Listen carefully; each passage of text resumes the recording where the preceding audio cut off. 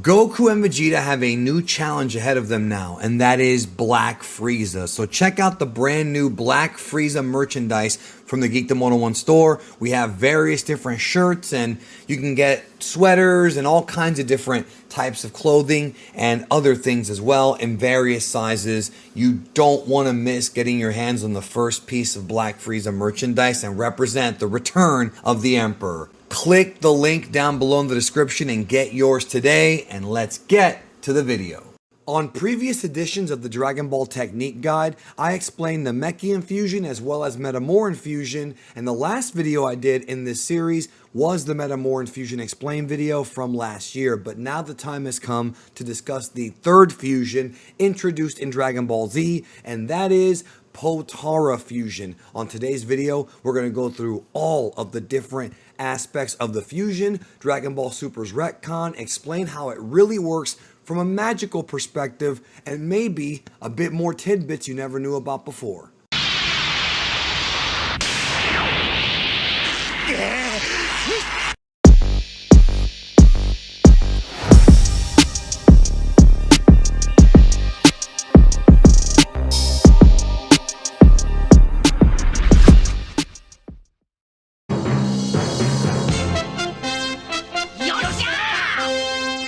As stated in the intro to this technique guide, make sure you watch the Namekian Fusion and Metamoran Fusion technique guide videos here on the channel first, so that you have an understanding of the other two fusions, because we are going to do some comparison between the two. Potara Fusion was an idea that was birthed from a bit of necessity and a bit of production having to do with the Dragon Ball Z anime. You have to remember that back in the 90s, Dragon Ball's manga was running at the same time the anime was running, but the manga was ahead. And simultaneously, aside both of those products, we also had the Dragon Ball Z movies, which were being released 2 per year. In 1995, Dragon Ball Z Movie 12 introduced Gogeta as the Goku and Vegeta fusion. This was the idea of Dragon Ball Z producer Takao Koyama, not really Toriyama, but Toriyama did lay out the initial design for what a Goku and Vegeta fusion would look like, and that would of course become Gogeta. However, Toriyama at some point in the back of his mind may have wanted Goku and Vegeta to fuse in the series, but instead of doing the traditional Metamoran fusion, he thought of coming up with something different. Now, they could have done the same thing in the series. When you really think about it, we could have actually seen Gogeta fight Buu, and it wouldn't have been that crazy as far as like hard to believe. But I feel like, and this is something that I'm just sort of guessing based on Toriyama as a writer, he wanted to throw a curveball and do like an alternate fusion that differed from the film. The film had been in production while the manga was in production, and Toriyama worked on the pre-production of the film and helped with the Gogeta design. But maybe Toriyama felt that the fusion was not enough for Majin Buu and wanted to add another layer of lore, I guess you can say, to the Kais, and that's kind of where we got the Potara Fusion. Toriyama himself said that when he first designed the Supreme Kai, which is Kaioshin, the Potaras weren't even supposed to be a magical object. They were just there for decoration, and it wasn't until the middle of the Majin Buu arc in the manga that he figured out that he may be able to use these things for something greater. The character in the manga that explained this to us, as well as the characters in universe, was the old Supreme Kai, the same one that came out of the Z sword that Gohan and Goku broke on accident. Ro Kaioshin, an old, weird hermit slash wizard who had abilities and powers that were deity level that others weren't really aware of, including the ability to unlock your hidden potential, but he also had knowledge of the power of the Potara. If you need a reference point for these events, check out Dragon Ball Manga Chapter 500, which correlates to Dragon Ball Z Episode 266. This is when Goku is brought back to life by the old Kai, sacrificing his life and given the Potara as the alternate fusion. When it comes to Potara, the reason as to why it works better and more effectively than the regular fusion, according to the Rokaioshin, is because the Potara Fusion is not only an artifact from the gods themselves, but also originally, in the original manga, it is said that if you fuse with the Potara, it's permanent. However, Dragon Ball Super changed all that.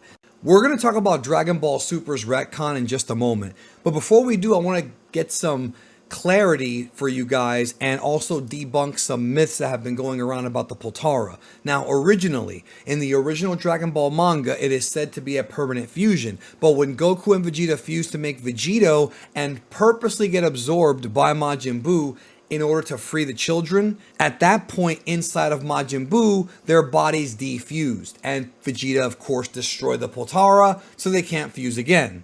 Now, there's been a lot of misconceptions about this, and I did do a debunk video a while ago about some of these fan theories, but I had to bring them up again because they're important, and some of you were not around for that original video. We are not given a clear reason in the original story as to why Vegito unfused inside of Majin Buu. All Goku says is that the air inside of Buu is strange, which to me has always been sort of a magical type of thing, and if I were to kind of headcanon all of this, it would be a thing where because Majin Buu is a demon, the opposite of a god, and because Majin Buu has, magic, his whole body's made up of magic, that's what broke the magic of the Potara. That's just the theory, but I think it makes the most sense. When we get to Dragon Ball Super, though, they explain in Dragon Ball Super that if two mortals fuse with the Potara, at that point, they only have a 1 hour time limit. Now, this is new and it is controversial because for decades, most of us just assume that anybody who fused with the Potara were stuck together permanently, unless, of course, you go inside of Majin Buu or you make a wish to the Dragon Balls, in theory. But no, apparently they have a 1 hour time limit. Now, I want to clarify another misconception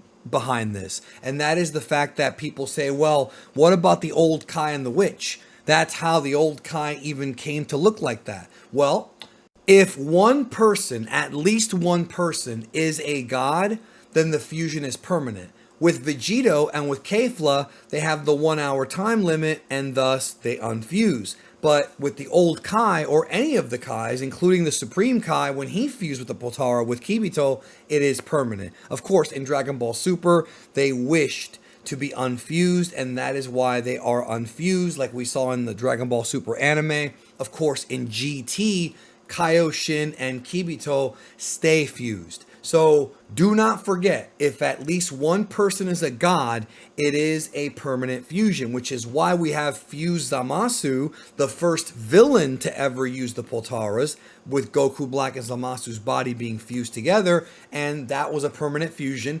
And then on the other side, we have Kefla. Now, during the battle with Ultra Instinct Goku and Kefla, he manages to hit a Kamehameha and eliminate her from the Tournament of Power. But what happened here, and this is sort of unclear, is that with the power Goku hit Kefla with, the Potara actually broke, and that led to the defusion. Now, there's been a debate about what actually happened here. Was the Kamehameha strong enough? Was it just pure power that was able to defuse them? Or was it the fact that Potara broke? We've never had a broken Potara before, so to me, I feel like that kind of makes the most sense.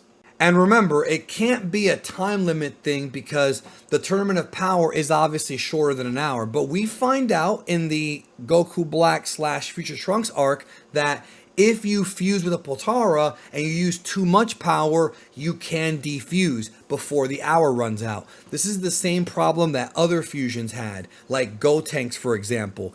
You can use the fused body and get a tremendous amount of power, but if you overdo it, you can unfuse. Of course, that's led to a lot of controversy because this is the same problem that Gogeta and the Metamoran fusion had. Not just the time limit, but also the fact that if you overdo it with power, you will unfuse, it'll overflow.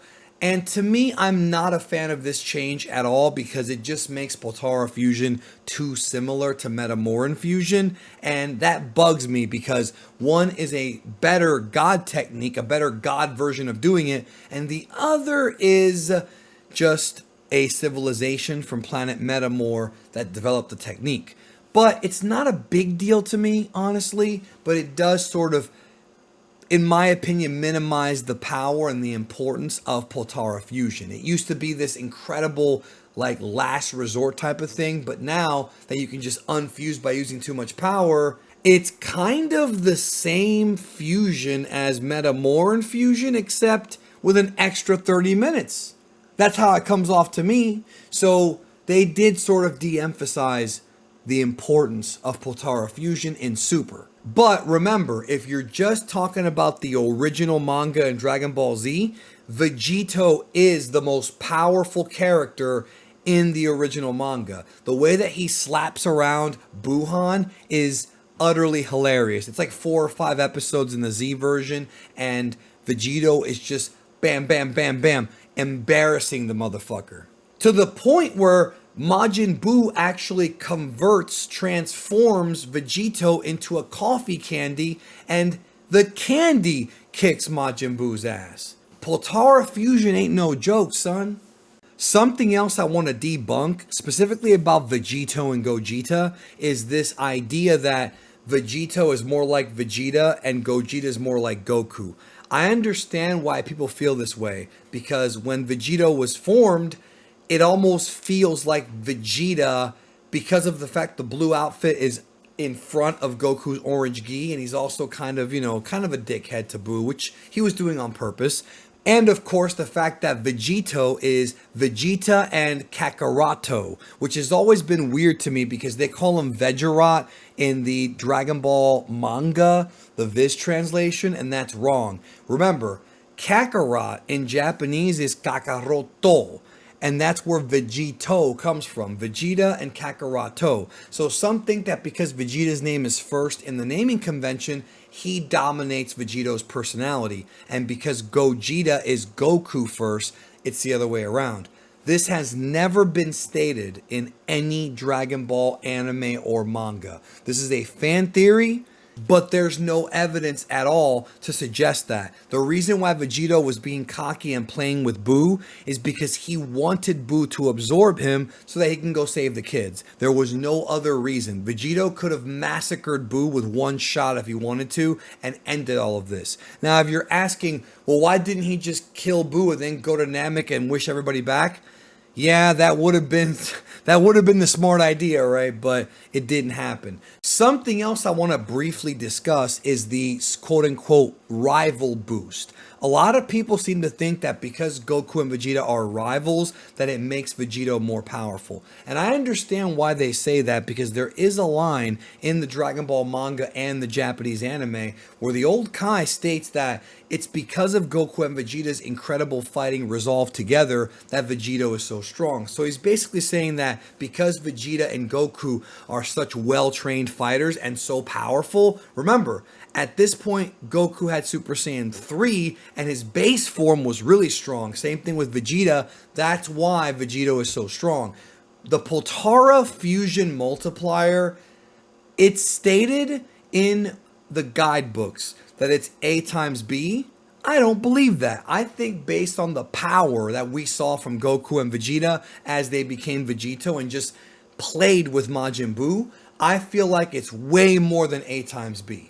It's got to be some other multiplier, maybe A times B squared or something like that, to develop this power, because Vegito was just way too strong. And even prior to that, Buu, in the anime at least, was embarrassing Goku and Vegeta separately before they fused. So just remember that both the rival boost and the thing about the names, meaning how personality traits are passed out, that's just fan headcanon. That's never been stated in the series at all, so be aware of that.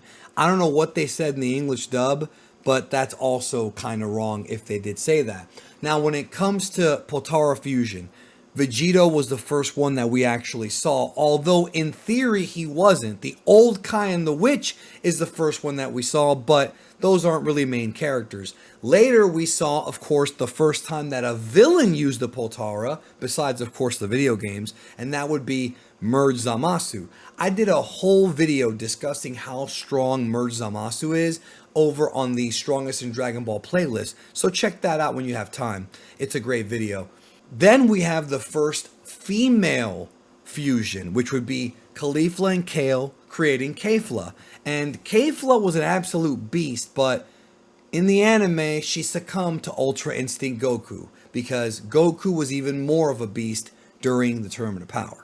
And don't forget about the joke fusion of Goku and Mr. Satan. This is referred to as Goku by a lot of fans because it's Goku and Hercule, but Mr. Satan's real name was never Hercule. It's a dub-only censored name. So the correct name for the Goku and Mr. Satan, hypothetical fusion that never happened is Gotan. Like Mr. Satan and Goku, it's Gotan. Gotan. I know it's weird, but it's funny because that's what we thought we were going to see, but then Vegeta showed up. And that was a fun little scene. Goku himself even says that he's worried that if he fuses with Mr. Satan, that he might lose power, which, I don't know if that's going to happen. Now, the advantage of Potara Fusion is you don't have to be at equal power level. You can obviously be stronger with a person who you fuse with, and it takes all your traits, which is why Vegito was, at least for a time, considered the strongest fusion. And honestly, I do still feel that way. I did do a video analyzing all of this data, as well as trying to somewhat debunk the screw attack versus battle between Vegito and Gogeta. So check that out because we compare the two kind of fusions there, and we really expound upon all of this data. When it comes to the Potara Fusion though, that is everything you need to know about this technique. Thank you, and if you enjoyed this, check out these videos as well.